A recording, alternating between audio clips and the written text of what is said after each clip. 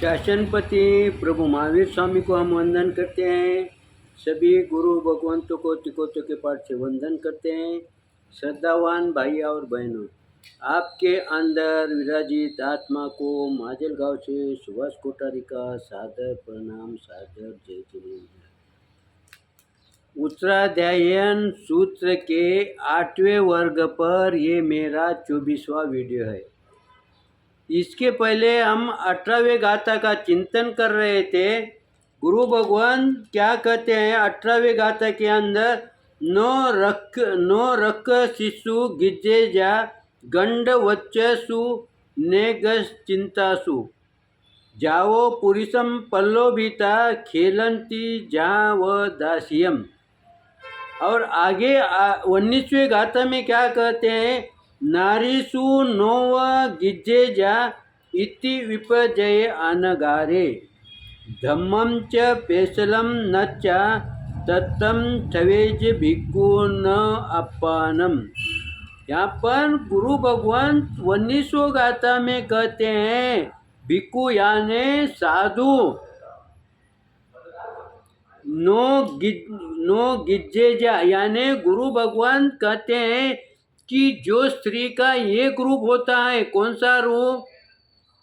जो स्त्री विकारों के अंदर स्वभाव से चंचल होती है, ऐसी स्त्री कपट युक्त होती है, ऐसे नारी से गुरु भगवान जो साधु संत है वो अपनी दूरी बनाए रखे, क्योंकि ये तुम्हारे साधना में बाधक होंगी।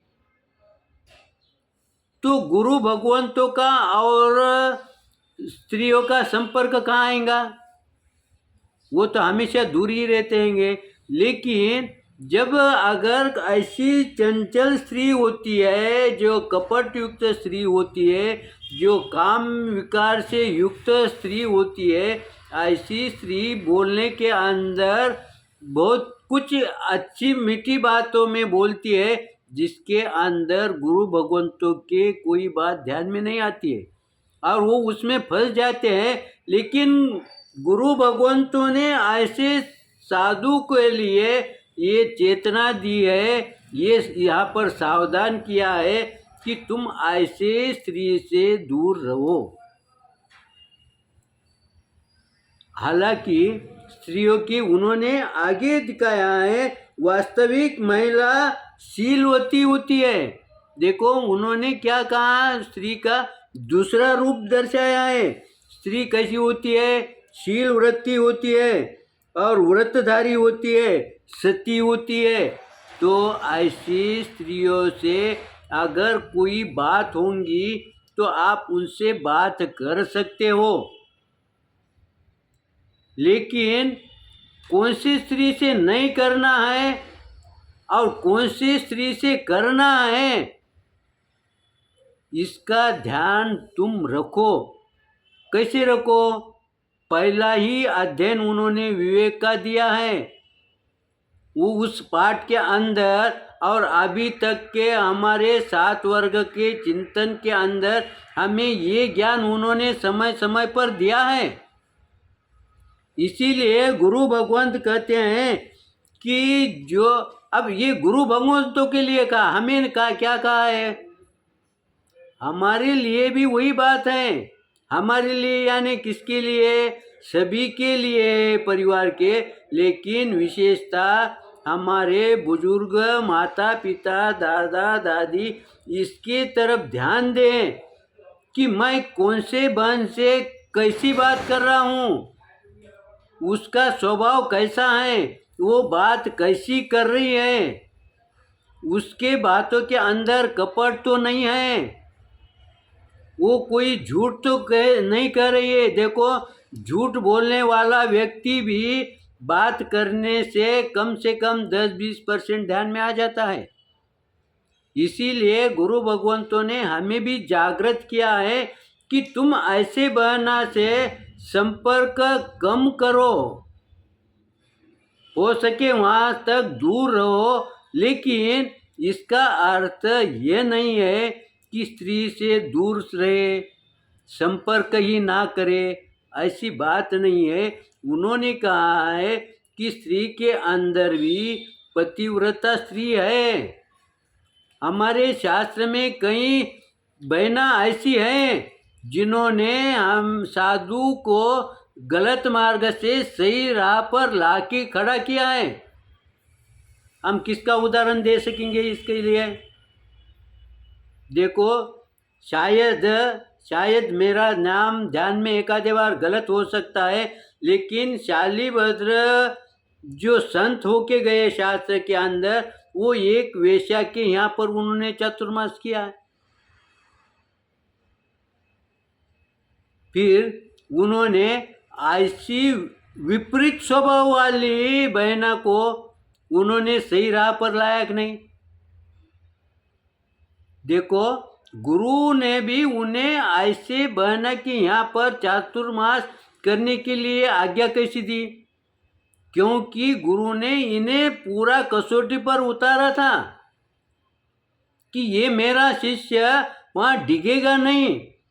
बाकी शिष्यों ने मना करने के पश्चात भी गुरु ने उन्हें आज्ञा दी, और वो कोशे का, मेरे ख्याल से कोशा वेशा है शायद उसका नाम, तो उनके यहाँ पर उन्होंने चातुर्मास किया।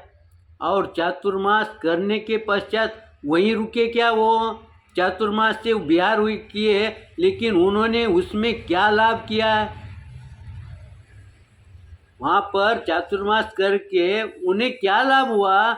उन्होंने एक जो गलत रास्ते पर भटकी हुई आत्मा को सही रास्ते पर लाया कि नहीं?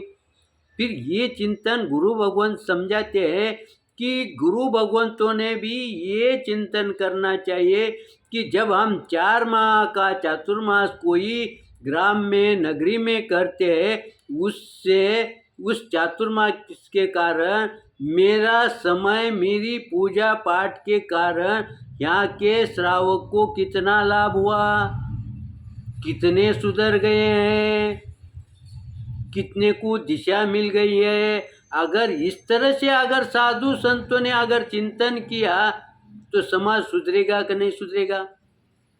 आज समाज की क्या हालत हो गई ये मुझे कहने की जरूरत नहीं है, लेकिन इसके जिम्मेदार कौन है? इसकी जिम्मेदार घर के माता पिता तो है, लेकिन साथ में साधु संत भी है। आज हम कहाँ पर है, कहाँ पर होना चाहिए, इसका अवलोकन किसने करना चाहिए?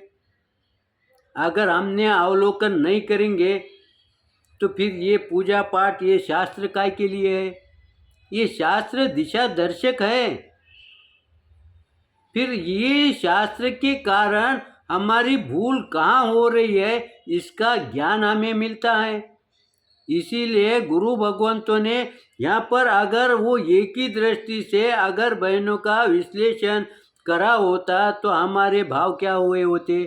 लेकिन गुरु भगवंतों ने कहा कि नारी के दो रूप होते हैं, तुम एक ही रूप पर मत अटक जाओ, दोनों रूप का चिंतन मनन करो और बाद में तुम सोचो कि मुझे कौन से रूप के प्रति आकर्षित होना है, कौन से गुणों की तरफ मुझे ध्यान देना चाहिए, कौन सी बहना की मुझे बात माननी चाहिए है।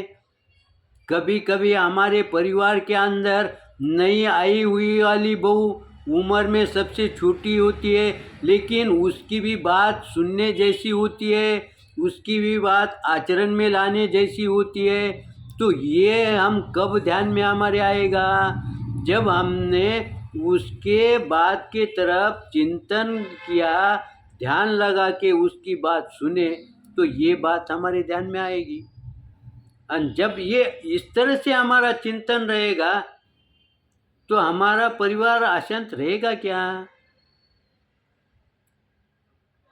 तो जो हम शास्त्र पढ़ रहे हैं उसका चिंतन करने के लिए हमें गुरु भगवान मजबूर कर रहे हैं, तो उसका उपयोग हमारे व्यवहार में होता होगा तो समझना हमारा चिंतन सही दिशा से चल रहा है।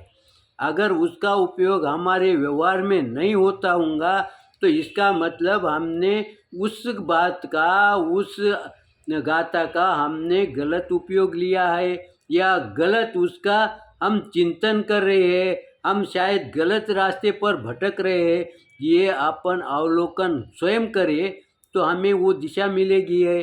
समय को देखते हुए यहाँ हम रुकते हैं। सही होगा तो लाइक करेंगे, शेयर करेंगे। इसी आशा के साथ ओम शांति।